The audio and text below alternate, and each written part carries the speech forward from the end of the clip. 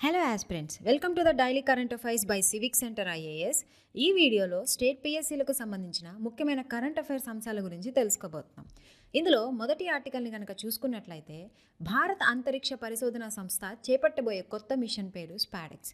December 30న కీలక స్పాడెక్స్ మిషన్ను ప్రయోగించనున్నారు. ఈ మిషన్లో భాగంగా 2 ఉపగ్రహాలను భూమి చుట్టూ ఉన్న కక్షలోకి ప్రవేశపెట్టి చలనంలో ఉన్నప్పుడు డాక్, అన్డాక్ చేసే సాంకేతిక పరిజ్ఞానాన్ని ప్రదర్శించబోతూ ఉన్నారు. ఇప్పుడు స్పాడెక్స్ గురించి తెలుసుకుందాం. స్పేస్ డాకింగ్ టెక్నాలజీపై పట్టు సాధించడంపై దృష్టి సారించడానికి భారత అంతరిక్ష పరిశోధన సంస్థ ప్రారంభించిన మిషనే స్పాడెక్స్. భూమి చుట్టూ కక్షలో ఉన్నప్పుడు 2 ఉపగ్రహాలు డాక్ మరియు అన్డాక్ సామర్థ్యాన్ని ప్రదర్శించడం ఈ మిషన్ యొక్క ముఖ్య లక్ష్యం. దీని ప్రాముఖ్యత గనక చూసుకున్నట్లయితే, ఇన్ స్పేస్ డాకింగ్ టెక్నాలజీ భవిష్యత్తు అంతరిక్ష కార్యకలాపాలకు, ముఖ్యంగా ఉపగ్రహ సర్వీసింగ్ మరియు అంతరిక్ష కేంద్రాల నిర్మాణానికి ఇది కీలక పాత్ర పోషిస్తూ ఉంటుంది. దీంతోపాటు అంతరిక్షంలో డాకింగ్ స్పేస్ క్రాఫ్ట్లను విడిగా ప్రయోగించిన తరువాత అనుసంధానం చేయడానికి ఇది అనుమతిస్తుంది. సంక్లిష్టమైన దీర్ఘకాలిక అంతరిక్ష పనులకు కూడా ఇది వీలు కల్పిస్తూ ఉంటుంది. ఈ సాంకేతిక పరిజ్ఞానం భారతదేశం యొక్క ప్రణాళికాబద్ధమైన అంతరిక్ష కేంద్రమైన భారతీయ అంతరిక్ష స్టేషన్ నిర్వహణలో అంతర్భాగంగా ఉంది. దీని యొక్క కక్ష వివరాలు కనుక చూసుకున్నట్లయితే, చేజర్, టార్గెట్ అనే 2 ఉపగ్రహాలను 470 కిలోమీటర్ల వెడల్పు గల వృత్తాకార కక్షలోకి 55 డిగ్రీల వంపుతోటి ఈ మిషన్ను ప్రవేశపెట్టనున్నారు. ఉపగ్రహాలు సుమారు 66 రోజుల పాటు స్థానిక కాలచక్రాన్ని అనుసరిస్తూ ఉంటాయి. ఇకపోతే దీని యొక్క ఉపగ్రహాలు కనుక చూసుకున్నట్లయితే, ఈ వ్యోమనౌక బరువు దాదాపుగా 220 కిలోలుగా ఉంది. చేజర్ మరియు టార్గెట్ ఉపగ్రహాలు డాకింగ్ విన్యాసాలను ప్రదర్శిస్తూ ఉండటమే ఈ మిషన్ యొక్క ముఖ్య లక్ష్యం. ఇకపోతే దీని యొక్క ద్వితీయ లక్ష్యాలు కనుక చూసుకున్నట్లయితే, డాకింగ్ సాధించిన తర్వాత 2 ఉపగ్రహాలు ద్వితీయ లక్ష్యాలకు వెళ్తాయి. వీటిలో పవర్ ట్రాన్స్ఫర్ అంటే డాక్ చేసిన స్పేస్ క్రాఫ్ట్ మధ్య విద్యుత్ శక్తి బదిలీ చేసి, in space robotics, space craft control, undocking తర్వాత పేలోడ్ ఆపరేషన్స్ వంటి భవిష్యత్ టెక్నాలజీకి ఇది ఉపయోగపడుతూ ఉంటుంది. ఇప్పుడు భారతదేశానికి స్పాడెక్స్ యొక్క ప్రాముఖ్యత గురించి తెలుసుకుందాం. ఈ ప్రయోగం కనుక విజయవంతమైతే స్పేస్ డాకింగ్ సామర్థ్యం కలిగిన 4వ దేశంగా భారత్ అవతరించనుంది. ఇకపోతే 2వ ఆర్టికల్ విషయానికి వస్తే, జాతీయ మానవ హక్కుల కమిషన్ చైర్మన్గా సుప్రీంకోర్టు మాజీ న్యాయమూర్తి జస్టిస్ వి రామసుబ్రహ్మణ్యన్ను నియమిస్తూ రాష్ట్రపతి సోమవారం ఉత్తర్వులు జారీ చేయడం జరిగింది. ఇప్పుడు ఎన్హెచ్ఆర్సీ గురించి తెలుసుకుందాం. 1993 అక్టోబర్ 12న ఎన్హెచ్ఆర్సీ ఏర్పాటైంది.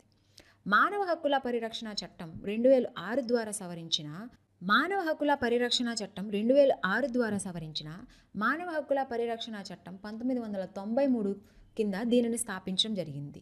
అయితే ఇది 1991 అక్టోబర్లో ప్యారిస్లో జరిగిన మానవ హక్కుల ప్రోత్సాహం మరియు రక్షణ కోసం జాతీయ సంస్థలపై జరిగినటువంటి మొదటి అంతర్జాతీయ వర్క్షాప్లో ఆమోదించిన ప్యారిస్ సూత్రాలకు ఇది అనుగుణంగా ఉంది. ఈ ఎన్హెచ్ఆర్సీ యొక్క కాంపోజిషన్ కనుక చూసుకున్నట్లయితే, ఈ కమిషన్లో ఒక chairperson, 5 full time members, 7 deem members ఉంటారు. అంతేకాకుండా చైర్మన్ భారత ప్రధాన న్యాయమూర్తి లేదా సుప్రీంకోర్టు న్యాయమూర్తి దీనికి చైర్మన్గా బాధ్యత వహించడం జరుగుతుంది. ఇప్పుడు వీరి యొక్క నియామకం పదవీ కాలం కనుక చూసుకున్నట్లయితే, 6 సభ్యుల కమిటీ సిఫార్సుల మేరకు రాష్ట్రపతి నియమించిన చైర్మన్ సభ్యులు ఇందులో భాగంగా ఉంటారు. అందులో మొదటి వాళ్ళు ప్రధానమంత్రి, Lok Sabha speaker, Rajya Sabha deputy chairman, parliament ఉభయ సభల్లో ఉన్నటువంటి ప్రతిపక్ష నేతలు, కేంద్ర హోంమంత్రి, దీంతోపాటు చైర్మన్ మరియు సభ్యులు ఇందులో భాగంగా ఉంటారు. అయితే వీరి యొక్క పదవీ కాలం అనేది 3 సంవత్సరాల కాలానికి లేదా వారు 70 సంవత్సరాల వయసు వచ్చే వరకు వీరు పదవిలో కొనసాగడం జరుగుతుంది. ఇకపోతే 3వ ఆర్టికల్ కనుక చూసుకున్నట్లయితే, వ్యవసాయ కార్మికులు, గ్రామీణ కార్మికుల రిటైల్ ద్రవ్యోల్బణం అక్టోబర్లో వరుసగా 5.96%గా 6%తో పోలిస్తే నవంబర్లో 5.35%కి తగ్గడం జరిగింది. ఇప్పుడు రిటైల్ ద్రవ్యోల్బణం గురించి తెలుసుకుందాం. రిటైల్ ద్రవ్యోల్బణాన్ని వినియోగదారుల ధరల సూచి ద్రవ్యోల్బణం అని కూడా అంటారు. ఇది కుటుంబాలు తమ రోజువారీ వినియోగం కోసం కొనుగోలు చేసే వస్తువులు, సేవల రిటైల్ ధరలలో మార్పులను ట్రాక్ చేస్తూ ఉంటుంది. ఇప్పుడు రిటైల్ ద్రవ్యోల్బణానికి గల కారణాలు కనుక చూసుకున్నట్లయితే, ఇందులో మొదటిది డిమాండ్ఫుల్ ద్రవ్యోల్బణం. అంటే వస్తువులు, సేవలకు డిమాండ్ సరఫరాను మించిపోయినప్పుడు ఇది సంభవించడం జరుగుతుంది. రెండవది కాస్ట్ పుష్ ద్రవ్యోల్బణం. ఇందులో ఉత్పత్తి వ్యయం పెరిగినప్పుడు వ్యాపారాలు ధరలను పెంచడానికి ఇది దారితీయడం జరుగుతుంది. మూడవది ద్రవ్య విధానం. ఇందులో భాగంగా ద్రవ్య సరఫరాలో పెరుగుదల ఆర్థిక వృద్ధిని మించితే ద్రవ్యోల్బణానికి కారణమవుతుంది. ఇది అదే మొత్తంలో వస్తువులను వెంబడించడానికి కూడా దారితీస్తూ ఉంటుంది. నాలుగవది సరఫరా షాక్లు. ఇందులో భాగంగా ప్రకృతి వైపరీత్యాలు లేదా భౌగోళిక అస్థిరత వంటి సంఘటనలు సరఫరా గొలుసులకు అంతరాయం కలిగిస్తూ ఉంటాయి. అంతేకాకుండా వీటి యొక్క ధరలను కూడా పెంచడంలో ఇవి తోడ్పడుతూ ఉంటాయి. ఇప్పుడు వినియోగదారుల ధరల సూచి గురించి తెలుసుకుందాం. సిపిఐ అనేది ప్రభుత్వం ఎప్పటికప్పుడు లేదంటే మార్చని వస్తువులు మరియు సేవల యొక్క స్థిరమైన బాస్కెట్ కోసం లెక్కించబడుతూ ఉంటుంది. దీనిని ministry of statistics and programme implementation ఆధ్వర్యంలోని నేషనల్ స్టాటిస్టికల్ ఆఫీస్ విడుదల చేసిన ఈ నివేదికలో గ్రామీణ, పట్టణ, ఉమ్మడి రంగాలకు సంబంధించి అఖిల భారత రాష్ట్రాల వారీగా సిపిఐని క్రోడీకరించడం జరిగింది. అయితే ప్రతి నెల సిపిఐ గణాంకాలను విడుదల చేస్తూ ఉంటుంది. సిపిఐ అనేది 4 రకాలుగా కలిగి ఉంటుంది. ఇందులో మొదటిది సిపిఐ ఫర్ ఇండస్ట్రియల్ వర్కర్స్, రెండవది సిపిఐ ఫర్ అగ్రికల్చర్ లేబర్, మూడవది సిపిఐ ఫర్ రూరల్ లేబర్, నాలుగవది సిపిఐ. వీటిలో మొదటి మూడింటిని కార్మిక ఉపాధి మంత్రిత్వ శాఖలోని లేబర్ బ్యూరో క్రోడీకరించడం జరిగింది. నాలుగవదైన స్టాటిస్టిక్స్ అండ్ ప్రోగ్రామ్ ఇంప్లిమెంటేషన్ మంత్రిత్వ శాఖలోని ఎన్ఎస్ఓ సంకలనం చేయడం జరిగింది. సిపిఐకి బేస్ ఇయర్గా 2012వ సంవత్సరాన్ని తీసుకుంటూ ఉంటారు.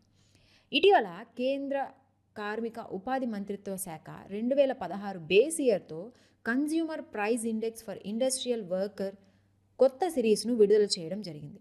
దీని యొక్క ప్రాముఖ్యతను కనుక చూసుకున్నట్లయితే ద్రవ్య విధాన కమిటీ ద్రవ్యోల్బణాన్ని నియంత్రించడానికి సిపిఐ డేటాను ఉపయోగిస్తూ ఉంటుంది. 2014 ఏప్రిల్లో రిజర్వ్ బ్యాంక్ ఆఫ్ ఇండియా సిపిఐని ద్రవ్యోల్బణానికి కీలక కొలమానంగా స్వీకరించడం జరిగింది. ఇకపోతే 4వ ఆర్టికల్ విషయానికి వస్తే, ద్వంద్వ పన్నుల నివారణ ఒప్పందంలో అత్యంత అనుకూలమైన దేశం క్లాజును నిలిపివేయాలని స్విస్ తీసుకున్న నిర్ణయం భారతదేశం మరియు ఈఎఫ్టిఏ కూటమి మధ్య ఇప్పటికే సంతకం చేసిన వాణిజ్య ఒప్పందం అమలును ఆలస్యం చేయదని స్విట్జర్లాండ్ తెలపడం జరిగింది. ఇప్పుడు యూరోపియన్ ఫ్రీ ట్రేడ్ అసోసియేషన్ గురించి తెలుసుకుందాం. మార్చిలో భారత్ 4 దేశాల యూరోపియన్ ఫ్రీ ట్రేడ్ అసోసియేషన్ అధికారికంగా టెపా పేరుతోటి ఈ ఒప్పందంపై సంతకాలు చేయడం జరిగాయి. ఇందులో ఐస్లాండ్, లైచెన్స్టెయిన్, నార్వే, స్విట్జర్లాండ్ సభ్యులుగా ఉన్నారు. అయితే ఈ ఒప్పందం ఇంకా అమలుకు నోచుకోవడం జరగలేదు. ఇది 1960 జనవరి 4న స్టాక్హోమ్లో సంతకం చేయబడిన ఒప్పందం ద్వారా స్థాపించడం జరిగింది. అంతేకాకుండా ఐరోపాలో సన్నిహిత ఆర్థిక సహకారం, స్వేచ్ఛ వాణిజ్యాన్ని ప్రోత్సహించడానికి Austria, Denmark, Norway, Portugal, Sweden, Switzerland మరియు యునైటెడ్ కింగ్డమ్లో దీనిని స్థాపించడం జరిగింది. డెన్మార్క్ మరియు యునైటెడ్ కింగ్డమ్ 1972లో ఈఎఫ్టిఏను విడిచిపెట్టి యూరోపియన్ ఎకనామిక్ కమ్యూనిటీలో చేరడం జరిగాయి. పోర్చుగల్లో కూడా 1985లో ఈఈసీలో చేరడానికి ఈఎఫ్టిఏను విడిచిపెట్టడం జరిగింది. ఈఎఫ్టిఏ యొక్క మొదటి స్వేచ్ఛ వాణిజ్య ఒప్పందం స్పెయిన్ తోటి సంతకం చేయబడింది. 2024 మార్చి 10న భారతదేశం 4 దేశాల యూరోపియన్ ఫ్రీ ట్రేడ్ అసోసియేషన్తో వాణిజ్య ఒప్పందంపై సంతకం చేశారు. ఈ ఒప్పందం 15 సంవత్సరాల్లో $100 బిలియన్ పెట్టుబడులను తీసుకురానుంది. చైనా నుంచి దిగుమతులను వైవిధ్యపరచడానికి భారతదేశానికి సహాయపడే జాయింట్ వెంచర్లను ఈఎఫ్టిఏ చూస్తూ ఉంటుంది. అంతేకాకుండా వాణిజ్య ఆర్థిక భాగస్వామ్య ఒప్పందం కనుక చూసుకున్నట్లయితే 4 దేశాల ఈఎఫ్టిఏ తోటి భారత్ వాణిజ్య ఒప్పందం అనేది కుదుర్చుకోవడం జరిగింది. ఈ ఒప్పందం అధికారికంగా trade and economic partnership agreement అని చెప్పనని అంటారు. ఈ ఒప్పందంలో 14 అధ్యాయాలను ఉంటాయి. ప్రధానంగా వస్తువులకు సంబంధించిన మార్కెట్ ప్రాప్యత, మూల నియమాలు, ట్రేడ్ ఫెసిలిటేషన్, ట్రేడ్ రెమెడీస్ మొదలైన వాటిపై ఇది దృష్టి పెడుతూ ఉంటుంది. అయితే 2014 తర్వాత భారత్కు ఇది 4వ ఒప్పందం. గతంలో మారిషస్, యుఎస్ఏ, ఆస్ట్రేలియాతోటి ఒప్పందాలు కుదుర్చుకోవడం జరిగింది. ఇప్పుడు ఇండియా ఈఎఫ్టిఏ యొక్క ముఖ్య లక్షణాలు కనుక చూసుకున్నట్లయితే, మొదటిది వస్తు సేవల వ్యాపారం. ఇందులో భాగంగా సుంకాలు, నాన్ టారిఫ్ అడ్డంకులను తగ్గించడం ద్వారా ద్వైపాక్షిక వాణిజ్యాన్ని పెంపొందించడం, భారత్ ఈఎఫ్టిఏ సభ్య దేశాల మధ్య వస్తు సేవల మార్పిడి సజావుగా సాగేందుకు వీలు కల్పించడం ఈ ఒప్పందం యొక్క ముఖ్య లక్ష్యం. రెండవది ఇన్వెస్ట్మెంట్ ప్రమోషన్. ఇందులో భాగంగా పెట్టుబడులకు అనువైన వాతావరణాన్ని సృష్టించడం, పరస్పర ఆర్థిక అభివృద్ధిని ప్రోత్సహించడం ఈ టెపా యొక్క ముఖ్య లక్ష్యం. ఇప్పుడు ఈ ఒప్పందం యొక్క ప్రాముఖ్యతను కనుక చూసుకున్నట్లయితే ఇందులో మొదటిది ఆర్థిక వృద్ధి.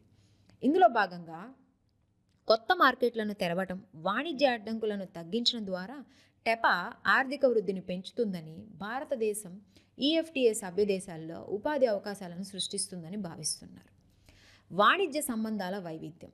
ఇందులో భాగంగా ఈ ఒప్పందం భారతదేశం తన వాణిజ్య భాగస్వామ్యాలను వైవిధ్యపరచడానికి, ఏ ఒక్క మార్కెట్పై ఆధారపడటాన్ని తగ్గించడానికి, ఆర్థిక స్థితిస్థాపకతను పెంచడానికి ఇది అనుమతిస్తూ ఉంటుంది. మూడవది ద్వైపాక్షిక సంబంధాల బలోపేతం. ఇందులో భాగంగా టీఈపీఏ భారతదేశం మరియు ఈఎఫ్టీఏ దేశాల మధ్య ఆర్థిక సంబంధాలను బలోపేతం చేస్తూ వివిధ రంగాల్లో లోతైన సహకారానికి మార్గాన్ని అనేది సుగమం చేస్తూ ఉంటుంది. ఇకపోతే 5వ ఆర్టికల్ విషయానికి వస్తే 1866.9 కోట్లు అనేది ఈ డిజిటల్ స్కామ్లో భాగంగా ఒక్క ఏడాదిలోనే కొట్టేయడం జరిగింది. ఇప్పుడు డిజిటల్ అరెస్ట్ గురించి తెలుసుకుందాం. డిజిటల్ అరెస్ట్ అనేది ఒక అధునాతన సైబర్ క్రైమ్ వ్యూహం. ఇక్కడ మోసగాళ్ళు వర్చువల్ అరెస్ట్లో ఉన్నారని నమ్మించి వ్యక్తులను మోసం చేయడానికి చట్ట అమలుగా ఉన్నటువంటి అధికారుల వేషధారణ వేస్తారు. ఈ స్కామ్లో బాధితులను వీడియో కాల్స్ ద్వారా కనెక్ట్ అవ్వమని బలవంతం చేయడం, ఆ సమయంలో డబ్బు బదిలీ చేయడం లేదా సున్నితమైన సమాచారాన్ని బహిర్గతం చేయడం జరుగుతూ ఉంటుంది.